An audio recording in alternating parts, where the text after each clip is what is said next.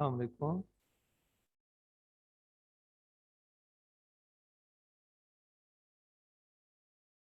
अस्सलाम वालेकुम। जी, क्या हाल है? सब लोग ठीक ठाक हैं भाई?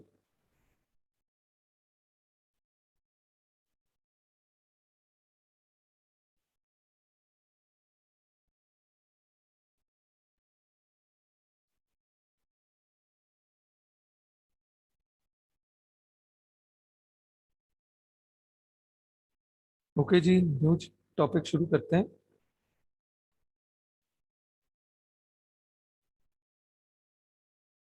चैप्टर नंबर 3 हम पढ़ रहे थे और कंप्यूटर सिक्योरिटी से रिलेटेड मैंने आपको कुछ पॉइंट्स बताए थे कल।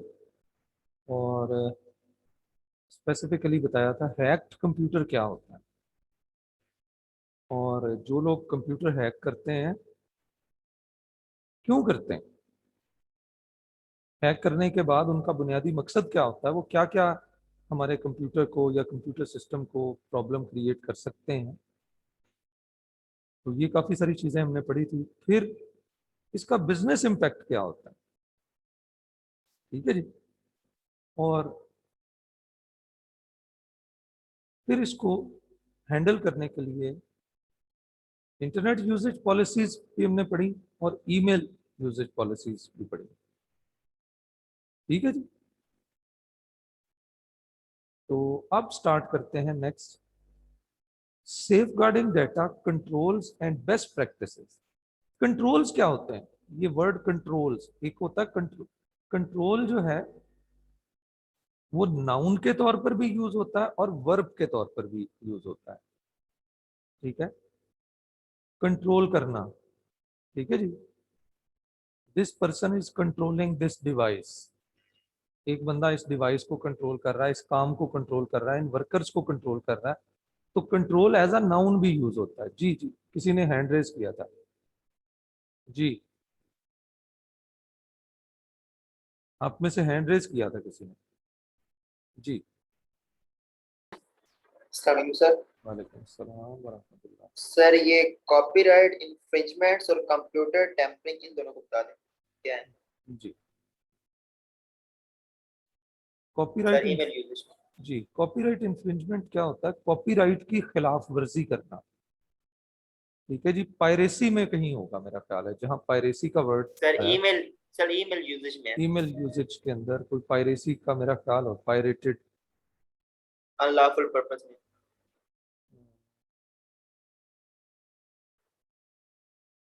हाँ जी, कॉपीराइट इन्फ्रिंजमेंट होता है कॉपीराइट की खिलाफ वर्जी करना। कॉपीराइट क्या है कि एक किताब मैंने लिखी है, अब मैंने आपको दे दी वो किताब, फ्री में दे दी या पैसों से दे दी आपको। किताब में लिखा हुआ है कि आप इसकी कॉपी किसी को नहीं दे सकते, इसकी कॉपी नहीं कर सकते, ये सिर्फ आपके लिए है। You have paid for that and this book is for you. You can not create its copy and distribute to others without my permission.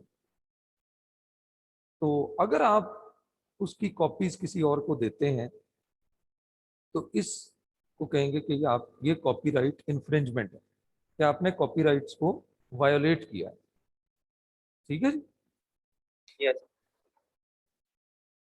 इससे नुकसान यही होता है ना, जिस बंदे की एफर्ट होती है, एक बंदे ने किताब लिखी, अपनी सारी जिंदगी की मेहनत की, वो किताब पब्लिश की, अब कोई और उसकी कॉपीज बना बना के बेचता जाए तो उस बंदे को तो फायदा नहीं ना होगा, बल्कि यस उसको सर। फायदा होगा जो कॉपियां बना के बेच रहा है। समझ रहे? Yes sir. तो ये this is called copyright infringement. तो आमतौर पर ईमेल के जरिए से लोग क्या करते हैं, मतलब कोई किसी की कोई बुक है, वो अब आगे लोगों को ईमेल में ट्रांसफर कर रहे हैं, ठीक है जी। Yes sir. तो और सर ये कंप्यूटर टेम्परिंग इससे कंप्यूटर बिल्कुल टेम्परिंग होता लास्ट है में। कि, हाँ जी, कंप्यूटर टेम्परिंग ये होता है कि टेम्पर करना होता है, किसी चीज को चेंज करना। तो कंप्यूटर टेम्परिंग भी वही है कि किसी को ऐसी ईमेल्स भेजना जिससे उसके कंप्यूटर के डाटा को जो है वो एक्सेस करने चेंज। की या उसको चेंज करने की कोशिश की जाए। असल में ये ऐसे ही है बिल्कुल, कि इसको जरा मैं और सिंपल वर्ड्स में कह देता हूँ कि आप एक कंपनी में एम्प्लॉई हैं, तो आपको पॉलिसी में ये कहा गया कि आपने कंपनी के ईमेल सिस्टम को दूसरों को डिस्टर्ब करने के लिए, या मतलब दूसरों को जो है ना वो कह लें कि प्रॉब्लम क्रिएट करने के लिए या उनके कंप्यूटर्स को डिस्टर्ब करने के लिए यूज नहीं करते।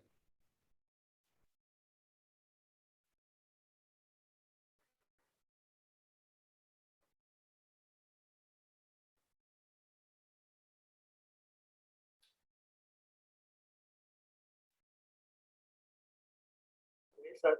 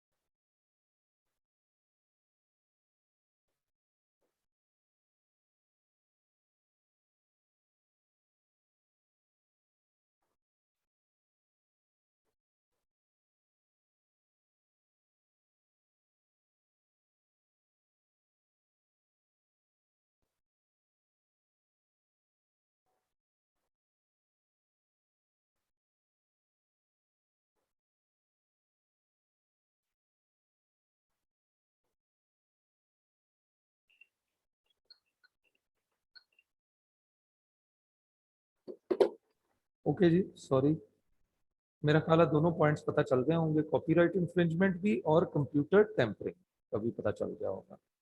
किसी दूसरे के कंप्यूटर को, उसकी इंफॉर्मेशन को, उसके डेटा को चेंज करना, डिस्ट्रॉय करना, ठीक है जी, इस अमल को कहते हैं कंप्यूटर टेम्परिंग। और ये जो हैकर टाइप लोग होते हैं वो लोगों को फिशिंग ईमेल्स भेजकर उनके कंप्यूटर की इंफॉर्मेशन को टेम्पर करने की कोशिश करते हैं। ठीक है, सर थैंक यू सर।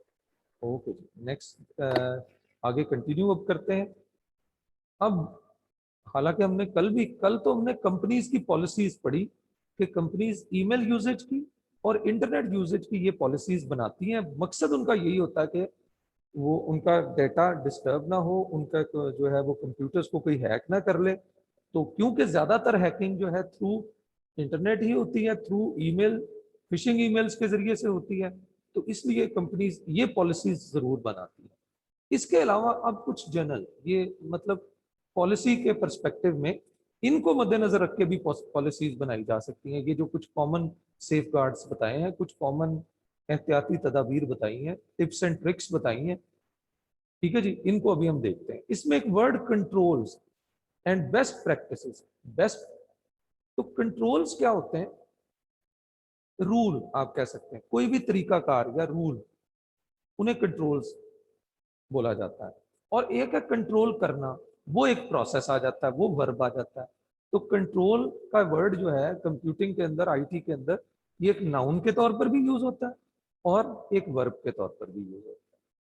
ठीक है जी, अच्छा, अभी पहला पॉइंट है use strong cryptic password. Use strong cryptic passwords that can be easily cannot be easily guessed, keep them secret and change frequently। चार पांच बातें बता रहा हूं। एक तो पहला है कि स्ट्रॉन्ग और क्रिप्टिक पासवर्ड आप यूज करें। स्ट्रॉन्ग और क्रिप्टिक पासवर्ड भाई कौन से होते हैं? ऐसे पासवर्ड जो ना तो सिर्फ नंबर्स पर मुश्तमिल हो, ना सिर्फ कैरेक्टर्स के ऊपर मुश्तमिल हो, बल्कि स्ट्रॉन्ग पासवर्ड कौन से होंगे? जो numbers, characters, capital letters, small letters, इन सब का क्या हो, मिक्सचर हो। ठीक है, उन्हें हम स्ट्रॉन्ग या क्रिप्टिक पासवर्ड बोलते हैं। That can not be easily guessed, जिनको इजीली गेस ना किया जा सके। Keep them secret and change frequently, दूसरी बात, इनको सीक्रेट रखना है, और जो भी आपके पासवर्ड्स वगैरह हैं, और इनको फ्रीक्वेंटली चेंज करते रहे। ठीक है, क्लियर? अच्छा, ये कीप देम सीक्रेट तो बात समझ आती है, चेंज क्यों करें भी पासवर्ड को? आमतौर पर ये जो हैकर टाइप लोग होते हैं, ये आपके पासवर्ड्स को गेस करने की कोशिश करते हैं, बल्कि कभी कभी ये आप लोगों के करीब ही होते हैं कहीं, और आप लोगों को टाइप करते हुए, जब आप अपना लॉगिन कर रहे होते हैं, टाइप करते हुए देखते हैं और अंदाजा लगाने की कोशिश करते हैं कि ये कौन से बटन इसने टाइप किए। तो इस तरह आहिस्ता आहिस्ता ये जो है ना, होता क्या है, पहली दफा आपको पासवर्ड टाइप करते हुए देखा तो इन्होंने दो कैरेक्टर गैस कर लिए कि ये पहले दो कैरेक्टर तो पासवर्ड के यही होंगे। उसके बाद फिर आपको देखा इन्होंने अगले दो कैरेक्टर भी गैस कर लिए। करते करते कुछ दिनों में इन्होंने आपका तकरीबन पूरा पासवर्ड जो है ना, इसको क्लियर हो गया। लेकिन क्योंकि आप हर हफ्ते पासवर्ड चेंज कर देते हैं या 15 दिन बाद चेंज कर देते हैं, तो होता क्या है कि जैसे ही ये आपके पासवर्ड को कंप्लीटली गैस करने के करीब पहुंचते हैं, आपने पासवर्ड चेंज कर दिया होता है। तो इस तरह से ये भी एक अच्छी टेक्निक है कि अगर किसी बंदे को पासवर्ड को गैस करने के करीब पहुंच गया या गैस कर लिया है, तो आप उसको चेंज कर देंगे, और वो उसका जो जो उसने बैड जो वर्किंग की है, आपका पासवर्ड जो है वो हैक करने की, जानने की, मिसयूज करने की, तो वो उसका जो काम है वो ज़ाया हो जाएगा, उसकी जो एफर्ट है, जो बैड एफर्ट है उसकी, वो ज़ाया हो जाएगा। ठीक है, आगे चलते हैं। Make sure the computers operating system and applications are protected with necessary security patches and updates. अब थोड़ी सी मैं आपको बात बता देता हूँ, पैचेस किसे कहते हैं। पैच भी, आपने कोई सॉफ्टवेयर खरीदा, तो पैच जो होता है ये एक सॉफ्टवेयर का टुकड़ा है। पैच का वैसे भी उर्दू में मतलब मीनिंग जो है वो टुकड़ा ही होता है, पैच। तो फिर सिक्योरिटी पैच पे आता हूं कि सिक्योरिटी पैच क्या है। पैच आप समझे कि सॉफ्टवेयर का एक ऐसा कंपोनेंट है, टुकड़ा है, जिसको किसी बड़े सॉफ्टवेयर के साथ इंटीग्रेट कर दिया जाता है। और जब इसको किसी बड़े सॉफ्टवेयर के साथ इंटीग्रेट कर दिया जाता है, तो ये उस सॉफ्टवेयर की कैपेबिलिटी को क्या कर देता है, एनहांस कर देता है। ठीक है,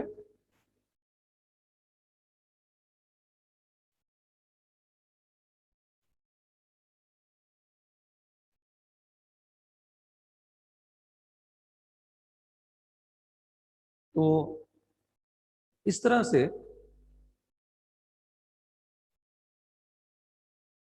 ये जो पैच होता है, ये किसी सॉफ्टवेयर को इन्हांस कर देता है, उसके साथ अटैच होके, इसे बोलते हैं पैच।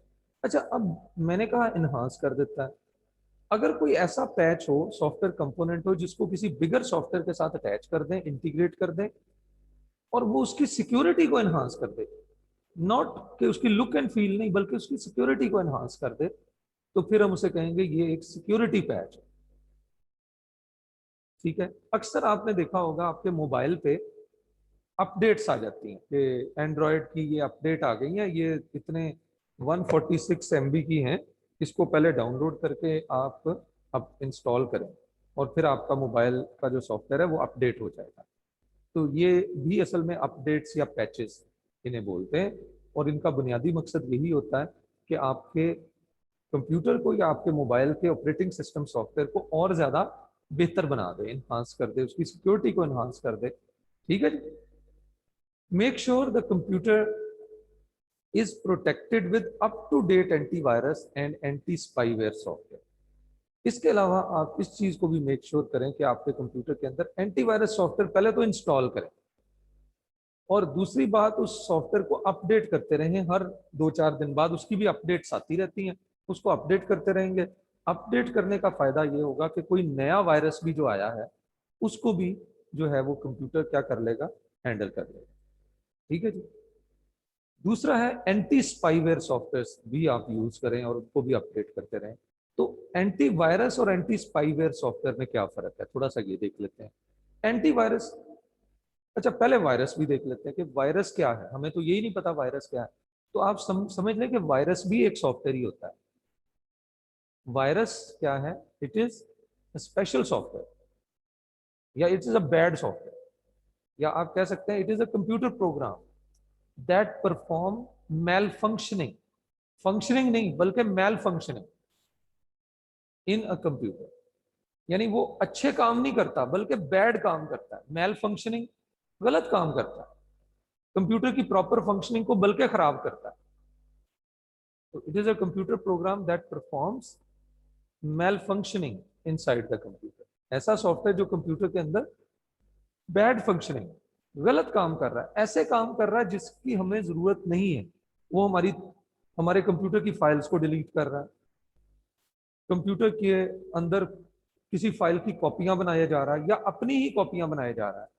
और वायरस की डेफिनेशन में ये भी बात समझना बड़ा जरूरी है कि इट रेप्लिकेट्स इटसेल्फ, वायरस जो होता है वो अपने आप को ही क्या करता रहता है, रेप्लिकेट करता रहता है, अपनी ही कॉपीज बनाता रहता है। ठीक है जी। तो एंटीवायरस सॉफ्टवेयर बस ऐसा सॉफ्टवेयर है जो हमारे कंप्यूटर में वायरस को डिटेक्ट करता है और फिर रिमूव करने की कोशिश करता है और हमारे कंप्यूटर को वायरसेस से प्रोटेक्ट भी करता है। ऐसे सॉफ्टवेयर को हम क्या कह देते हैं, एंटीवायरस सॉफ्टवेयर। ठीक हो गया।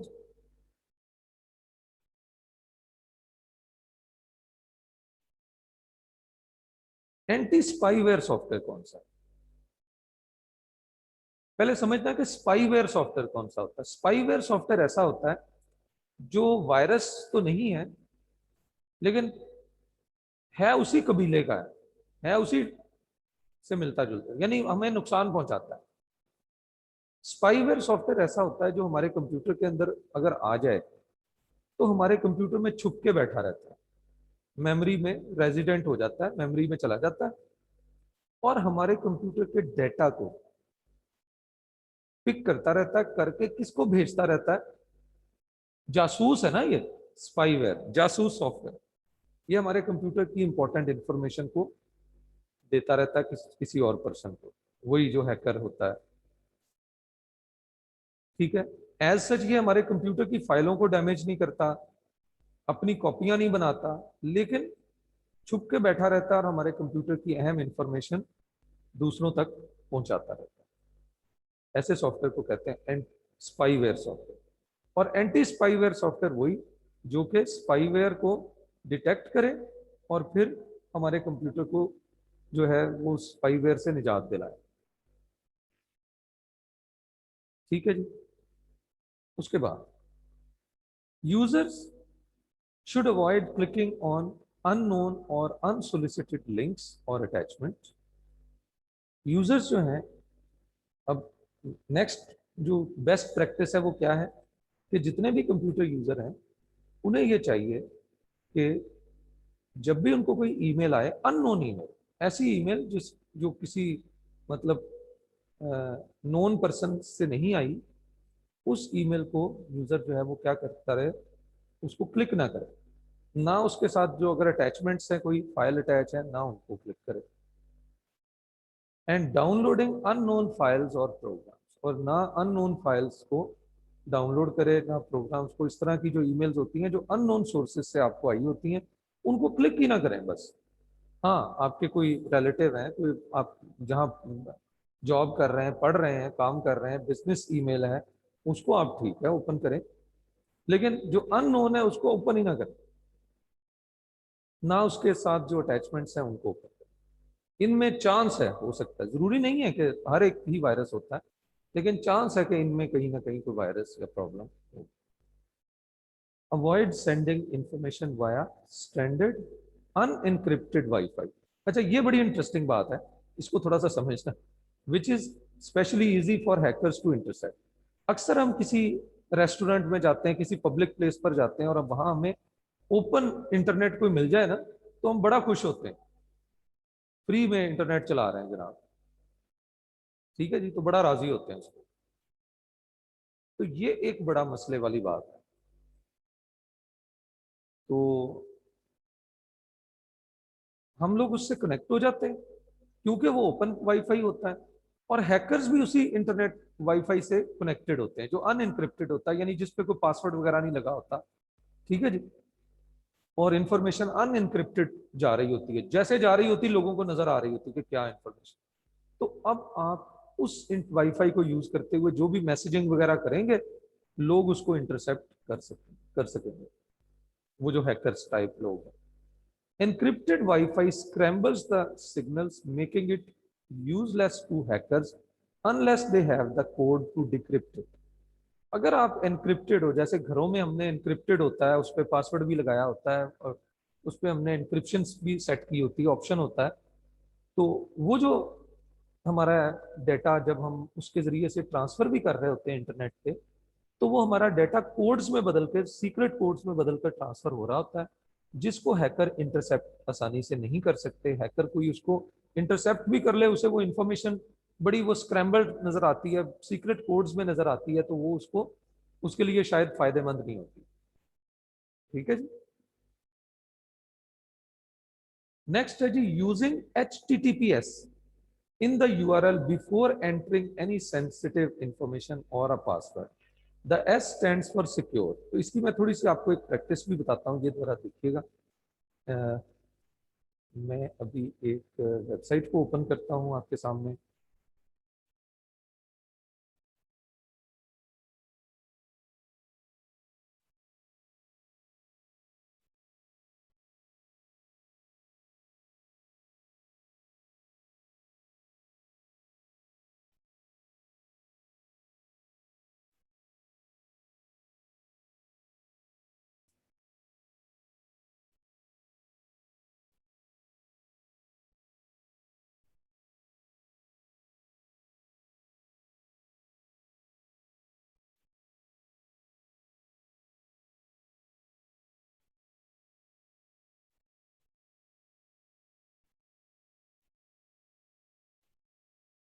अच्छा जी, अब ये देखें आपके सामने एक वेबसाइट खुल गई। अगर ये वेबसाइट के साथ ये लॉक नजर आ रहा हो ना, तो इसका मतलब है ये सिक्योर वेबसाइट है। ठीक है। HTTPS, ये देखो, अगर आप इसको क्लिक करें तो ये देखिए वेबसाइट के नाम के साथ HTTPS आ रहा है। कुछ वेबसाइटें ऐसी होती हैं जिनके साथ सिर्फ HTTP आ रहा होता है, HTTPS नहीं आ रहा होता। इसका मतलब है वो वेबसाइट सिक्योर नहीं है। तो जिसके साथ S आ रहा हो, इसका मतलब है कि ये वेबसाइट सिक्योर्ड है। ये देखिए लिखा हुआ कनेक्शन इज सिक्योर्ड। ठीक है जी। तो यहाँ आप पासवर्ड, क्रेडिट कार्ड वगैरह भी इस वेबसाइट के ऊपर, अगर आप यहाँ से कोई चीज खरीद रहे हैं, अगर आप वो पासवर्ड वगैरह देंगे तो प्रॉब्लम नहीं आएगा आपको।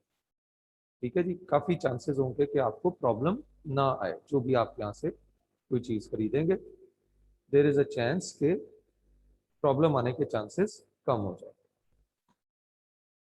ठीक है। कुछ वेबसाइटें होती हैं उनके नाम के साथ सिर्फ HTTPS आ रहा होता है, असल में ये प्रोटोकॉल है, हाइपर टेक्स्ट ट्रांसफर प्रोटोकॉल। और HTTPS में साथ SSL ऐड हो जाता है सिक्योरिटी के लिए, तो ये जो है साइट्स सिक्योर्ड होती है। Avoid standard unencrypted email and unencrypted instant messaging. आजकल वैसे जितने भी ईमेल सिस्टम्स हैं वो आपको एनक्रिप्टेड ईमेल ही देते हैं। बस एनक्रिप्शन का मैंने कल भी आप में से पूछा था, एक स्टूडेंट ने, एनक्रिप्शन भी और वायरस प्रोटेक्शन भी और एक और चीज थी फायरवॉल। तो मैंने काफी डिटेल से बताया था कि एन्क्रिप्शन एक ऐसा प्रोसेस है जिसमें जब कोई कंप्यूटर डेटा सेंड करता है, तो उस डेटा को सेंड जब करता है तो उसको पहले किसमें कन्वर्ट कर देता है, सीक्रेट कोड्स में बदल देता है। इस सीक्रेट कोड्स में बदलने के अमल को क्या कहते हैं, एन्क्रिप्शन। ठीक है जी। तो ये जो है ना कि प्रोसेस, इसे एन्क्रिप्शन बोलते हैं। क्लियर, आगे चलें। तो एनक्रिप्शन, अनएनक्रिप्टेड ईमेल्स कहता है ना सेंड करें, अनएनक्रिप्टेड इंस्टेंट मैसेजिंग ना करें। तो आजकल आपने देखा होगा व्हाट्सएप पे अगर आप किसी को मैसेज करना शुरू करें तो वो साथ ही एक मैसेज सा भी आ जाता है स्टार्ट में, बिल्कुल, कि आपका जो इस पर्सन को, जो आप इस पर्सन के साथ जो आप शेयर कर रहे हैं इंफॉर्मेशन, वो इनक्रिप्टेड है, और जो ये पर्सन है इस पर्सन तक जो भी आपका डाटा जाएगा वो एक सिक्योर फॉर्म में जाएगा, वही सीक्रेट कोड्स की शक्ल में, ताकि कोई और उसको व्यू ना कर सके। तो आजकल वैसे अच्छे जितने भी इंस्टेंट मैसेजिंग के सॉफ्टवेयर हैं और इसके अलावा ईमेल के सिस्टम भी हैं, जैसे जीमेल वगैरह हैं, वो सारे आपको एनक्रिप्टेड की फैसिलिटी देते हैं। अगर कोई नई कंपनी आती है वो आपको कहती है हमारे पास ईमेल एड्रेस बनाएं और यूज करें, लेकिन ये हमारा एनक्रिप्टेड नहीं है सिस्टम, तो वहां पे उसको आप यूज ना करें। बैकअप डाटा फ्रीक्वेंटली, इसके अलावा डाटा का बैकअप भी फ्रीक्वेंटली लेते रहना चाहिए। बैकअप क्या होता है, कल भी बताया था आपको कि backup is an additional copy of data that is created for security purpose या stored for security purpose. Additional copy of data, data की एक एक्स्ट्रा कॉपी जो कि हमने सिक्योरिटी पर्पस के लिए हमने सेव की होती है, उसे हम क्या कहते हैं, उसे बैकअप बोलते हैं। Keep one backup copy of site, एक बैकअप कॉपी को ऑफ साइट रखना चाहिए। ऑफ साइट का मतलब क्या, कि हमारी कंपनी है, हम उसके डाटा को जो है वो कॉपी करके डाटा स्टोर कर रहे हैं कंपनी के कंप्यूटर्स के अंदर, लेकिन उसकी एक एक्स्ट्रा कॉपी एक यूएसबी ड्राइव में या एक सीडी पे, एक डीवीडी पे हम स्टोर कर लेते हैं एक्स्ट्रा कॉपी, और उसको कंपनी के अंदर नहीं रखेंगे, कंपनी के बाहर हमारा कोई दूसरा ऑफिस है किसी और जगह पे, वहां रखेंगे, ताकि कोई डिजास्टर्स खुदा ना खास्ता सिचुएशन आ भी जाए तो वो डाटा हमारे पास, डाटा की एक्स्ट्रा कॉपी भी पड़ी हुई होती है। ठीक है जी, आगे चलें। Perform frequent system maintenance to ensure performance does not erode. इसके अलावा जो है हमें अपने कंप्यूटर सिस्टम्स की, जो हमारी कंपनी का कंप्यूटिंग सिस्टम है, उसकी फ्रीक्वेंट मेंटेनेंस भी करते रहना चाहिए। यानी अगर कोई कोई चीज़ खराब हो गई है, कोई इक्विपमेंट खराब हो गई, उसको ठीक करवाते रहना चाहिए। ठीक है जी। किसी में मिसाल के तौर पर इंटरनेट का कोई इशू आया, उसको सेट करवा लिया, कोई भी किसी टाइप का भी प्रॉब्लम आता जा रहा है, उसको हमें साथ साथ ठीक करवाते रहना चाहिए। इसका फ़ायदा क्या होगा, इससे फ़ायदा हमें ये होगा कि ओवरऑल हमारा जो सिस्टम है वो, उसकी परफॉर्मेंस में कमी नहीं आएगी। Performance does not Erode, Erode का मतलब मिनिमाइज या मतलब खराब खराब होना, परफॉर्मेंस ताकि खराब ना हो। ठीक है, डिस्टर्ब ना हो, खराब ना हो। Update hardware to keep pace with speed of change of software it supports. अच्छा, ये बड़ी एक अहम बात है, तो जी इसको गौर से सबने समझना। आपने अक्सर देखा होगा कि कोई ऐप है, आपके पास पुराना सा मोबाइल है और आप उस पर कोई ऐप इंस्टॉल करते हैं, तो वो कहता नहीं जी ये ऐप इस मोबाइल पे इंस्टॉल नहीं हो सकती, इसके लिए कम से कम आपके कंप्यूटर में इतनी रैम होनी चाहिए, कम से कम इतना प्रोसेसर होना चाहिए, और एंड्रॉयड का वर्जन कम से कम 8 होना चाहिए आपके कंप्यूटर पे। क्यों जी, होता ना ऐसा। मोबाइल पे, मोबाइल की अभी बात कर रहा हूँ, अब कंप्यूटर की बात कर लेते हैं। इसी तरह कंप्यूटर पे भी बहुत सारे ऐसे सॉफ्टवेयर हैं, जब आप कंप्यूटर पे इंस्टॉल करते हैं, अगर आपके पास पुराना कंप्यूटर हो कोई और पुराना ऑपरेटिंग सिस्टम उसमें हो, तो वहाँ पे जो है इस तरह के प्रॉब्लम्स आते हैं अक्सर, कि वो सॉफ्टवेयर इंस्टॉल नहीं होता। वो आपको कहता है जी आपके computer computer must have window 10 या मस्ट हैव विंडो 7, इसमें विंडो 7 होनी चाहिए और इसमें कम से कम इतनी रैम होनी चाहिए। ठीक है जी, और कम से कम इतनी हार्ड डिस्क होनी चाहिए, फिर ये सॉफ्टवेयर इंस्टॉल होगा। तो ये पॉइंट यही है कि आप अपने कंप्यूटर के हार्डवेयर को अपडेट करते रहें, हार्डवेयर अच्छे से अच्छा कंप्यूटर का लगाते रहें, ताकि नए नए सॉफ्टवेयर जो आ रहे हैं वो कंप्यूटर उसको सपोर्ट कर सके। ठीक है जी, कोई एंटीवायरस है, अब कंप्यूटर तो चल रहा है, एंटीवायरस जो इंस्टॉल किया वो चल ही नहीं रहा, कह रहा है ये एंटीवायरस चलाने के लिए कम से कम कंप्यूटर की हार्ड डिस्क स्पेस इतनी होनी चाहिए, रैम इतनी होनी चाहिए, तब चलेगा, तब ये आपको प्रोटेक्ट करेगा वायरसेस से। तो इसलिए आपको अपने हार्डवेयर को भी अपडेट करते रहना चाहिए। इंटरनेशनली ये एक रूल है कि कंप्यूटर हार्डवेयर 3 साल के बाद ना जी वो चेंज कर देते हैं। मुख्तलिफ कंपनियों के अंदर थोड़ा फर्क हो सकता है, लेकिन एक स्टैंडर्ड जो आमतौर पर चलता है वो ये है कि एक कंप्यूटर जो है उसको 3 साल तक वो चलाते हैं, उसके बाद कंप्यूटर स्क्रैप में दे देते हैं और नए कंप्यूटर ले लेते हैं। तो कंप्यूटर उनके लिहाज से काफ़ी सस्ती चीज़ है, कोई ज़्यादा महंगी नहीं। ठीक है जी, अगर हम डॉलर्स में देखें, एक अच्छा कंप्यूटर जो है वो $200-300 में, यानी $50,000 में तकरीबन जो है वो $300 में आ जाता है एक अच्छा कंप्यूटर जो है। तो $300 तो बहुत बड़ी अमाउंट नहीं है। अगर आप जो है इसको, अगर हम पाकिस्तानी पर्सपेक्टिव से देखें, $50,000 तो थोड़ा सा ज़्यादा लगेगा। तो एक आम जो कंपनी के अंदर वर्कर है, डाटा एंट्री ऑपरेटर है, उसके लिए $300 का खर्चना कंप्यूटर के लिए कोई इतना मसला नहीं है। इंटरनेशनली जो अच्छी कंपनीज हैं, तो वो कंप्यूटर हार्डवेयर हार्डवेयर इतना ज़्यादा वैल्यूएबल नहीं उनके लिए होता, सॉफ्टवेयर ज़्यादा वैल्यूएबल होता है, डाटा ज़्यादा वैल्यूएबल होता है। सबसे ज़्यादा वैल्यूएबल जो है डाटा होता है, उसके बाद फिर सॉफ्टवेयर, और सबसे आखिर में हार्डवेयर। तो हार्डवेयर कंपनीज जो है आमतौर पर 3 साल बाद हार्डवेयर चेंज करते रहती हैं, और ये अक्सर वो स्क्रैप में भेज देते हैं थर्ड वर्ल्ड कंट्रीज में। तो वो हमारे पास भी आ जाता है यहाँ पे, ये जो है यूज्ड जो हमारे कंप्यूटर नहीं यहाँ पे मिलते रेक्सिटी में, तो वो असल में तो स्क्रैप में ही आया होता है ये कंप्यूटर्स वगैरह जो है ना। वो उसको वहां से स्क्रैप में ले लेते हैं, उसको थोड़ा बहुत ठीक ठीक करते हैं, और करने के बाद यहाँ पे हम हमें वो बेच देते हैं। अच्छा जी, ये समझ आ गई होगी मेरा ख्याल। टेक आउट, अभी मैं आपके क्वेश्चन लेता हूँ आफ्टर 5 मिनट्स, जो ये वाला हमारा टॉपिक ऑलमोस्ट हो जाएगा कंप्लीट। फिर एक नया पॉइंट शुरू करेंगे, लॉगिंग ऑफ यूजर्स डाटा। एक नया टॉपिक है इसी का ही, और probably this will be the last topic of theory. Theory का इंशाल्लाह आज हमारा काम कंप्लीट हो जाएगा। अच्छा जी, तो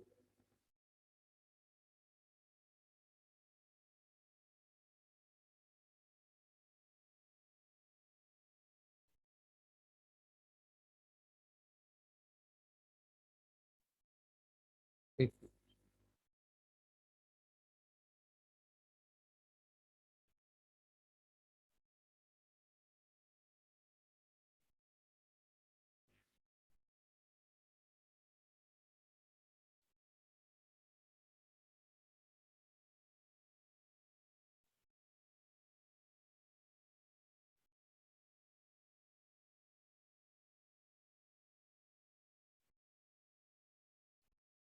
अच्छा जी,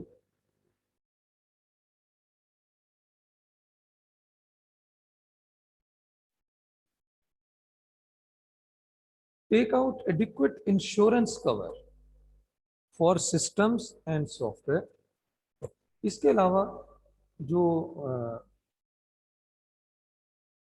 बिजनेस कंपनीज हैं, उनको ये भी एक गाइडलाइन यहाँ पे बताई है कि आप अपने कंप्यूटर सिस्टम्स की इंश्योरेंस करवा लें, ताकि अगर कोई कंप्यूटर सिस्टम डैमेज होते हैं या आपका सॉफ्टवेयर डैमेज हो जाता है किसी वायरस की वजह से, तो इंश्योरेंस कंपनी फिर उसका क्लेम आपको दे दे। तो ये भी एक तरीका इख्तियार करती हैं बड़ी कंपनीज में। Invest in an uninterruptible power supply, ये तो बिल्कुल कॉमन सी बात है। जैसे हम घर में यूपीएस, अनइंटरप्टेबल पावर सप्लाई क्या होती है? UPS, you uninterruptible, you for uninterruptible, P for power, S for supply. तो आप यूपीएस भी यूज करें, जिस तरह हम लोग घरों में यूपीएस यूज करते हैं। ठीक है जी, तो इस तरह से यूपीएस में भी यूज करें। इससे भी आपके डेटा लॉस होने के चांसेस जो हैं वो बहुत कम हो जाएंगे। अक्सर क्या होता है, चलते चलते कंप्यूटर बंद हो जाता है, तो हार्ड डिस्क की का वो एरिया डैमेज हो जाता है जहां से वो इस वक्त रीड कर रहा होता है या राइट कर रहा होता है, तो हमारा डेटा डैमेज होने के चांसेस भी इस केस में होते हैं। Document system and keep the documentation up to date for system amendment. इसके अलावा आप सिस्टम को डॉक्यूमेंट करें और उसकी डॉक्यूमेंटेशन को अपडेट करें फॉर सिस्टम अमेंडमेंट। ये जरा थोड़ी सी बात गौर से सुन लें। डॉक्यूमेंट सिस्टम क्या होता है और सिस्टम की डॉक्यूमेंटेशन क्या होती है? कोई भी जो किसी भी कंपनी का कंप्यूटराइज सिस्टम जब बनाया जाता है, तो जो बनाते हैं वो इसकी बाकायदा डॉक्यूमेंटेशन भी बनाते हैं। डॉक्यूमेंटेशन बिल्कुल ऐसे ही है जिस तरह के आपने कोई रेफ्रिजरेटर खरीदा, उसके साथ एक बुकलेट मिल गई, वो बुकलेट उसकी डॉक्यूमेंटेशन है। उसमें लिखा हुआ है ये बुकलेट, ये फ्रिज कैसे बनाया गया, इसमें क्या क्या कंपोनेंट थे, और आगे ये भी बताया गया होता है कि इसको बेस्ट आप कैसे यूज कर सकते हैं। और अच्छा, एक बड़ी अहम बात है कि अल्लाह ताला ने हमें बनाया, इंसान को बनाया, इंसान की भी एक डॉक्यूमेंटेशन। कुरान पाक जो है ना, ये इंसान की डॉक्यूमेंटेशन है। अल्लाह ताला कुरान पाक में बता रहा है कि कैसे इस इंसान को अल्लाह ताला ने बनाया, ये सबसे आला अल्लाह ताला की मखलूक है। और फिर ये भी बताया कि इंसान को अल्लाह के हुक्म के मुताबिक जिंदगी गुजारनी चाहिए, जैसे अल्लाह ताला चाहता है। ठीक है जी। और जैसे अल्लाह ताला ने अपने प्यारे हबीब हजरत मोहम्मद सल्लल्लाहु अलैहि वसल्लम को बतलाया, उन्होंने कुरान पाक के मुताबिक अमल करके भी दिखाया। तो कुरान पाक एक तरह से इंसान की डॉक्यूमेंटेशन। तो बिल्कुल इसी तरह कोई कंप्यूटराइज सिस्टम भी बनाया जाता है, उसकी भी डॉक्यूमेंटेशन होती है। तो यहाँ पे यही बताया कि उसकी डॉक्यूमेंटेशन को अपडेट करते रहना चाहिए। उसमें नए कंप्यूटर्स ऐड किए हैं, न्यू सॉफ्टवेयर कोई उसमें बनाया गया है, ऐड किया गया, तो वो भी डॉक्यूमेंटेशन के अंदर उसको नोट करते जाएं, लिखते रहना चाहिए, डॉक्यूमेंटेशन को अपडेट करते रहना चाहिए। ठीक है जी। इससे फिर पता चल जाता है कि जब भी किसी सिस्टम को अमेंड किया गया तो कैसे कैसे अमेंड किया गया, किसी ने अमेंड करते हुए कोई सिस्टम में कोई प्रॉब्लम तो नहीं क्रिएट कर दिया, ये अमेंड कब किया गया था, किसने अमेंड किया था, चेंजेस किसने की थी। अब उस चेंजेस के बाद अगर सिस्टम में प्रॉब्लम आना शुरू हुआ, इसका मतलब है जिसने अमेंडमेंट की है उसने ही इसके अंदर कोई प्रॉब्लम क्रिएट की है। इस तरह का भी प्रॉब्लम्स आ सकता है। ठीक है जी। तो जिसको अगर डॉक्यूमेंटेशन सिस्टम की बनाते जाएं और उसको अपडेट करते जाएं तो फिर इस तरह के प्रॉब्लम्स को आइडेंटिफाई किया जा सकता है टाइमली। ठीक है जी। लो, हमारा ये वाला टॉपिक ऑलमोस्ट हो गया है कंप्लीट। ठीक है जी। अगला टॉपिक अभी शुरू करते हैं, लॉगिंग ऑफ यूजर्स डाटा, और फिर है सेफ गार्डिंग स्टोर्ड डाटा, और फिर हमारा ये थ्योरी का कोर्स हमारा कंप्लीट हो जाएगा। तो मंडे से फिर हम प्रैक्टिकल शुरू करेंगे। तो आप कोशिश करें कि मंडे को जब आप लेक्चर लें तो आप किसी लैपटॉप पे, कंप्यूटर पे लेक्चर लें। ठीक है, क्लियर। मैंने जैसे आपको पहले भी कहा था, 2-3 दिन पहले भी, कि आप अपना लैपटॉप या कंप्यूटर कुछ छोटा मोटा सिंपल सा अरेंज कर लें। ठीक है, क्योंकि आगे अब सारा कोर्स जो है वो प्रैक्टिकल है। तकरीबन हमारा कह लें कि 10% कोर्स हमारा अभी कंप्लीट हुआ, और 15% कह लें, 15% तकरीबन हमारा कंप्लीट हो गया, और 85% अभी रहता है। तो वो सारा का सारा कोर्स हमारा प्रैक्टिकल है। ठीक है जी। तो मंडे से जो हमारी क्लास होगी तो उसमें मैं आपको प्रैक्टिकल करवाया करूँगा। अभी क्वेश्चंस आपके माइंड में जो आ रहे हैं अभी तक जो हमने पढ़ा वो पूछो।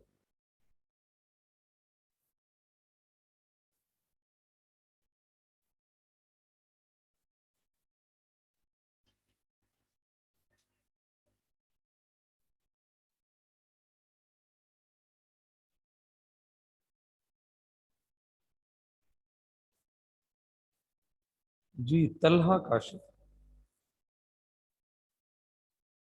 अस्सलाम वालेकुम सर। वालेकुम अस्सलाम। सर इसमें जो थर्ड लास्ट पॉइंट इंश्योरेंस के बारे में लिखा है सर, ये तो फाइनेंशियल कवरेज देगा ना, ये डेटा को हाँ, सेफगार्ड किस तरह करेगा? नहीं, डेटा को तो सेफ गार्ड नहीं करेगा, लेकिन फाइनेंशियल जब कंपनी को पैसे मिल जाएंगे उस चीज के, ठीक है जी, तो कुछ ना कुछ कंपनसेशन हो जाएगी बस। यानी वो असल तो सॉफ्टवेयर तो नहीं ना दे सकते इंश्योरेंस वाले। ठीक है ना, ना तो वो डाटा बेसिकली दे, ना डाटा। जी देखो जी सर। देखो, पहले बात समझो बेटा, बात समझो।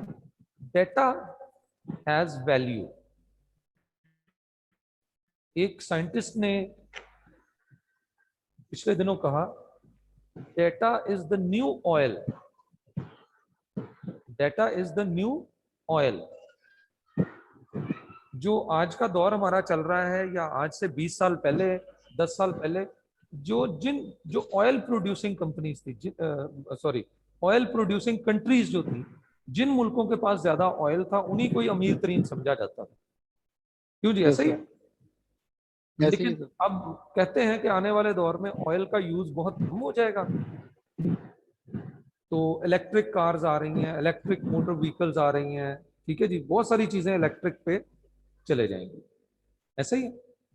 Yes sir. तो यानी ऑयल जिनके पास ज्यादा था, वो कंपनीज, वो मुल्क रूल कर रहे थे दुनिया पे। लेकिन आने वाले दौर में वो मुल्क रूल करेंगे जिनके पास डाटा ज्यादा है। Data is the new oil. तो डाटा हैज वैल्यू। ठीक है जी, समझ आ रही है क्या?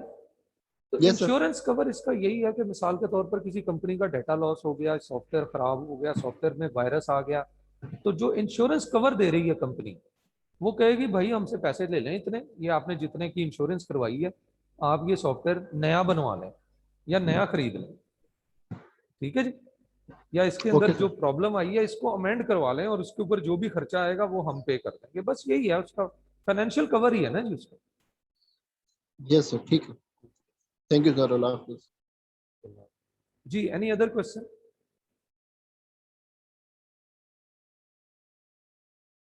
Any other question? जी, चलो आगे चलें फिर। ठीक है जी, अगला टॉपिक शुरू करते हैं, new topic, logging off users data. पहले समझना भाई लॉगिंग ऑफ यूजर्स डाटा है क्या। यूजर्स के डाटा को लॉग करना, यूजर्स के डाटा की हिस्ट्री मेंटेन करना, कि मैंने कब कंप्यूटर में क्या डाटा एंटर किया, कब मैंने कौन सी फाइल डिलीट की, कब मैंने कौन सी फाइल किसी के साथ शेयर की, इस सब की हिस्ट्री मेंटेन करना, इसको कहते हैं लॉगिंग।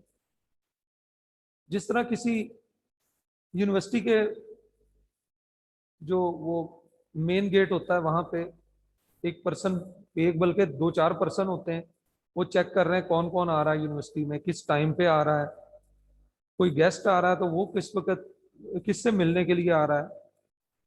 ठीक है जी, हमारे कॉलेज के गेट पे कोई एक पर्सन है, वो लिख रहा है, नोट कर रहा है सर किस टाइम आ रहे हैं किस टाइम जा रहे हैं, स्टूडेंट्स आ रहे हैं, कौन कौन स्टूडेंट आ रहे हैं, अच्छा विजिटर कौन आ रहा है कॉलेज में और किससे मिलने के लिए आ रहा है, किस टाइम पे आया, इस चीज की रिकॉर्डिंग करना, हिस्ट्री मेंटेन करना, इसको हम कहेंगे लॉगिंग। ठीक है जी। तो आजकल बिजनेस कंपनीज के अंदर भी यूजर्स के डाटा की लॉगिंग की जाती है, रिकॉर्ड किया जाता है कि कौन कौन कब कब कब किसने कंप्यूटर के अंदर डाटा क्या एंटर किया, किस डाटा को एक्सेस किया, ये बंदा किस डिपार्टमेंट का था और इसने किस डिपार्टमेंट के डाटा को एक्सेस किया। इस तरह की चीजें जो हैं वो लॉगिंग ऑफ यूजर्स डाटा, इस तरह की चीजों की हिस्ट्री मेंटेन करना, इस अमल को कहते हैं logging off users data. History maintain करना, रिकॉर्ड करना, इसको इवेंट्स को रिकॉर्ड करना, इवेंट्स रिलेटेड डाटा को रिकॉर्ड करना, इसे कहते हैं लॉगिंग ऑफ यूजर्स डाटा। और ऐसी फाइल जिसमें ये रिकॉर्ड कर रहे हैं उसे कहते हैं लॉग फाइल, ये लॉग फाइल है। ठीक है, अच्छा, many firms and systems have the ability to log information about user। बहुत सारी कंपनीज हैं उनके पास ये एबिलिटी होती है या वो ऐसा सिस्टम सेटअप करते हैं कि उनके यूजर्स जो हैं उनके डाटा की लॉगिंग हो सके। On the one hand, whilst this can help firm monitor their staff work, इससे एक तरफ तो फायदा होता है कंपनी को कि वो अपने स्टाफ के काम को मॉनिटर कर सकते हैं, and adherence to internet and email policies, और ये देख सकते हैं कि क्या वो ईमेल पॉलिसीज वगैरह को वो फॉलो कर रहे हैं। ठीक है जी।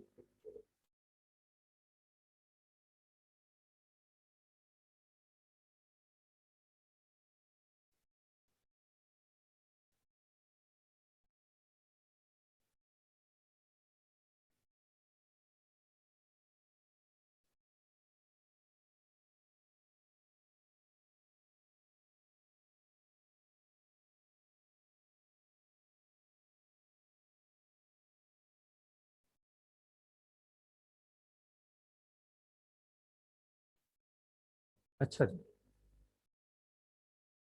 दूसरी तरफ ये कंपनी को, मतलब एक तरफ तो लॉगिंग क्यों करते हैं, मतलब जहन में आता है कि ये लॉगिंग ऑफ यूजर डाटा की क्या जरूरत है।